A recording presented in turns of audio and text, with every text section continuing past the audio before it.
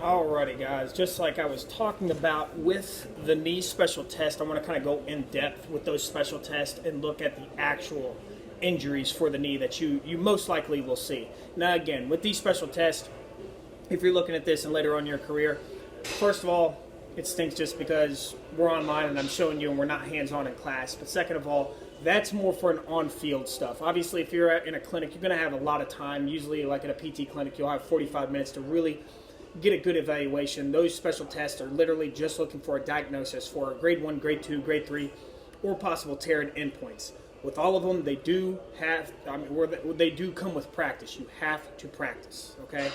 You can't just go out there and just be like, oh, I know what I'm feeling, because literally everybody's leg is different, all right? Or everybody's knee is different. So anyway, I'm on the knee injuries PowerPoint slide here.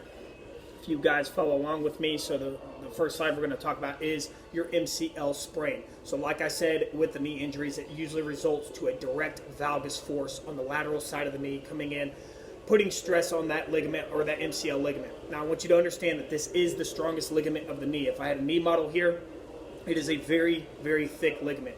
It's very hard to tear, but obviously it's rare to tear, but obviously it can happen. And most of the injuries, I'm just talking about an isolated MCL, okay, usually results into a direct blow because basically our lateral side is exposed, all right? The reason why I said a lot of times that the meniscus usually gets involved is because the MCL actually attaches to the medial capsule of the knee, where the MCL is. So when we start talking about the ACL non-contact, you'll understand why. Your signs of injury, when you're diagnosing and in your documentation, you need to either put possible grade 1, grade 2, or grade 3. You're looking for swelling, you're looking for the stiffness, you're looking for a fusion, that swelling within the joint, okay? Obviously, if it's a grade 3, it's a loss of function. It's no longer going to serve its purpose for protecting from a valgus force of the side of that knee. I'm sorry, I'm over here stuttering. But anyway, with it, obviously, you're going to have a positive valgus stress test as well. So how do you take care of this? On field, you need to immobilize, okay? You don't want to have any... usually you can get a really nice little long leg brace that usually puts on. You've seen it with Velcro. It looks really old school. Immobilize it. Again, we're just going to pretend that there is no fracture involved. Make sure they're not bending it and things like that, okay? I usually like to go really conservative, non-weight-bearing crutches, wrap it with ice, obviously Rice principles, and it's gonna require an MRI because they want to see if any other structures are involved, all right? And then obviously if it is a grade 3, it is going to require surgery because the joint gap is way too far for it to scar down. And what I mean by that is when we get into our next one, which is the LCL sprain, okay? This is very rare that this actually gets injured, okay? Because it's not like we always take a direct blow from the medial part of our knee, creating a varus force to the outside of our knee, okay? It's usually, again, if it's going to happen, it's usually from direct force. It's not a lot of non-contact. And then, like I said, LCL is the least prevalent of any other ligament injury because of where it's located, and it's because of where basically our forces come from, okay, in any kind of sport or any kind of everyday activity. Again, Murphy's Law, anything that can happen will happen. So with this, though, with the signs of injury, you need to look at positive varus stress test, okay, make sure you're labeling positive grade 1, grade 2, grade 3, depending on laxity compared bilaterally. Guys, you got to remember that. Just get it stuck in your mind. Always compare it bilaterally, because with the LCL, because like I said with the knee injury, the knee special test slide, it's a very small, very thin ligament. It does have some play with it no matter who it is. So it's like I have made the mistake very early on in my career, and I thought it was actually torn when it wasn't, and I went and ordered up a $3,000 MRI for nothing because I did not compare bilaterally. So please do not make the same mistakes I did, all right? There could be very swelling, sometimes a fusion with this, and I'm just talking about isolated, but it could be there, and then obviously stiffness, all right? Again, conservative care, immobilize. This can actually be a non-surgical procedure. So basically what they do is they mobilize you, they'll get you out of the brace every now and then. We'll work on some range of motion and some strengthening exercises, but because the joint gap with the MCL, it's more like this. With the LCL, it's very narrow, so it will scar down and create a new one just because of how thin it really is. Now, will it be the same integrity as the old one? No, but still, it will still serve the purpose as creating a barrier for that varus what am I trying to say? Varus injury to that side. Sorry, there you go. So I'm thinking about the ACL now. All right, ACL. For those of you who have had an ACL tear, I am very sorry.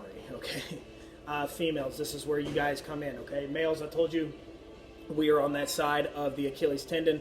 Females, you all have the ACL. All right, there's so many different theories, so many different possibilities of why this happens, but we're basically going to break this down into two different things. Okay, contact versus non-contact. Non-contact ACL injuries are the most common injury of all injuries of the knee. If you can believe that or not, it's crazy. Now, obviously, when I was in high school, which was not that long ago, it basically, I did not see a lot of ACL. I didn't really see anybody, any female or male athlete with a knee injury. And then all of a sudden, you fast forward 10 years later, and now it's like literally like 4 or 5 a team. All right. When I was covering my first year, I literally had 13 fall sport athletes who tore their ACL. I thought I had a black cloud over my head. 10 of them were all non-contact. So it's like there is issues to be said of why this happens. Okay. In your book, I do want you to understand this. In your book, it says for every one athlete, or out of every 100 athletes, one athlete will tear their ACL. Guys, when I've seen the work I've seen, especially the studies that we've done in the clinic, and this is just University of Kentucky only, I think it's more like for every 100 athletes, there's 10. But I want you to go by the book because it's basically taking a very large population, okay? Females, you do have a 60% more likely chance of tear than males. And with this, with a non-contact, the force you're going to see is rotation with a valgus motion causing anterior translation. So basically, your knee is going to rotate, and then it's going to guillotine, okay?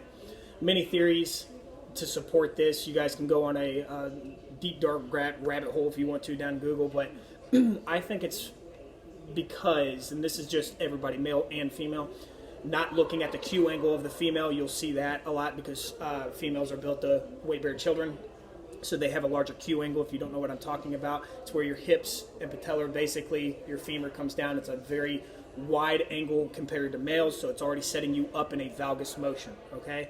But I think what's happening is a lot of times with these one sport athletes, especially lower leg athletes like soccer or women's soccer or football or whatever it is, the quad is way stronger than the hamstring. So basically your hamstrings are the brakes, and what you're having is when you cut, your hamstrings cannot support the power of the quad, so it creates a guillotine effect in the anterior translation.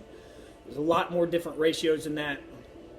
A lot different, more theories than that we can go into. I wish we were in class because I'd basically open it up. I like to talk about this because I get really nerdy, but I don't want to sit here and talk all day long on theories. So I'm going to put that into an assignment for you guys, okay? So your signs of injury. If anybody's ever tore their ACL, obviously you have the infamous popping sound, okay? And then your knee will have a fusion, all right? Stiffness, loss of range of motion. It's very rare that it's just an isolated ACL. Most of the time you're going to get your MCL involved because of the valgus rotation, and you're going to get your medial meniscus because that MCL attaches to that medial capsule. So you get almost like a triad injury. It's MCL, medial meniscus, ACL. I want you to understand that hint, test question, okay? Obviously, you're going to have a positive Lockman's test. And with that Lockman's test, guys, it's like don't get frustrated with it. Just practice. Practice on as many people as you can, okay? Because once you figure it out, the knee has to be totally relaxed, and then you'll figure it out when it's not guarding against that hamstring, okay? Your care, again, same thing. I want you to immobilize, MRI to confirm, crutches. I go ahead and put them in crutches a lot of times. Sometimes, very rarely, you'll see people not in crutches. I don't like it because most of the times the meniscus is there, and it is folded into the joint, and you're just going to cause them more pain, okay? Definitely some swelling control, Rice principles, and then you have 3 different ways of how surgery can be required. If you're going back into sports, usually the quad tendon allograft is the way to go. Most orthopedics pretty much push for this. If it's like a factory worker or just an everyday person, you have 2 different basically other options here, which is a cadaver, which you're taking an ACL from a dead body, or you can basically whittle down your hamstring.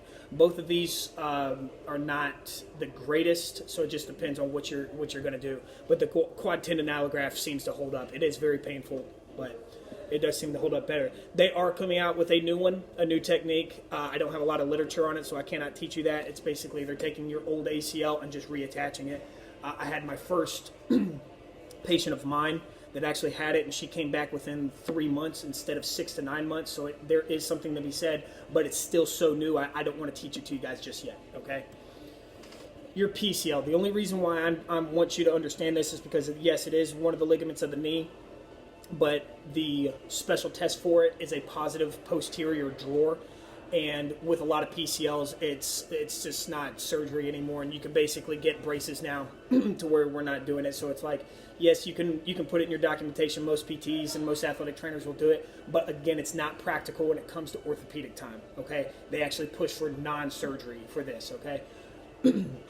But I want you to look at this. Most likely to be injured when the knee is in hyperflexion. It makes no sense whatsoever, because you're like, well, wouldn't it be more prominent when the knee is hyperextended? No. If you actually looked at a knee model and you flexed your knee, your PCL is that's much on stretch, okay? It can be from a varus or valgus force when the body is cutting backwards. So a lot of basketball players, when they're backpedaling for a fast break, defensive back or linemen, they go ahead and get fitted for braces before the year, just because their first step is always backwards, okay? Your signs of injury: swelling, effusion, stiffness, pop, and then I said that posterior drawer, okay? It is painful, but it's not basically, when we're talking about just an isolated PCL, it's not in any kind of capsule, so you're not going to have a meniscus involved and things like that. Now, depending on if it was a direct blow or something like that, yes, you would. Your care, immobilization, like I said, surgery is not required. Rice and MRI to confirm, all right? Okay, let's look at non-ligamentous injuries. This is just everyday injuries that can, or like, something like tendonitis that can be fixed, but it's very painful when it does happen. So if this has happened to you, you can understand of what I'm talking about. So we have iliotibial band friction, okay, or IT band syndrome. That's what we call it. Your cause of injury. Most of the time we're going to see this in runners and sprinters, and when I usually see it is at the very beginning of the season of somebody who is not in the best shape or conditioned. And then they start either having pain on the lateral side of their knee, or they'll start having on the lateral side of their hip, because your IT band basically runs from your hip all the way down to your knee. Now this is where a lot of newbies, and when I say newbies, like straight out of you get certified and you're trying to differentiate, is this IT band syndrome or is this an LCL? So it's like, you can go ahead and do a varus stress test just to rule it out, but this is where you have to have a good history. You're basically asking them questions, right? A lot of times it has to deal with non-asymmetries in the lower leg or foot. So if you ever did biomechanics and you can measure them, most of us are off by a couple centimeters or an inch, so you can look at that. Obviously, it occurs on the lateral side of the knee. This is what I'm talking about, the knee. I'm not talking about the hip.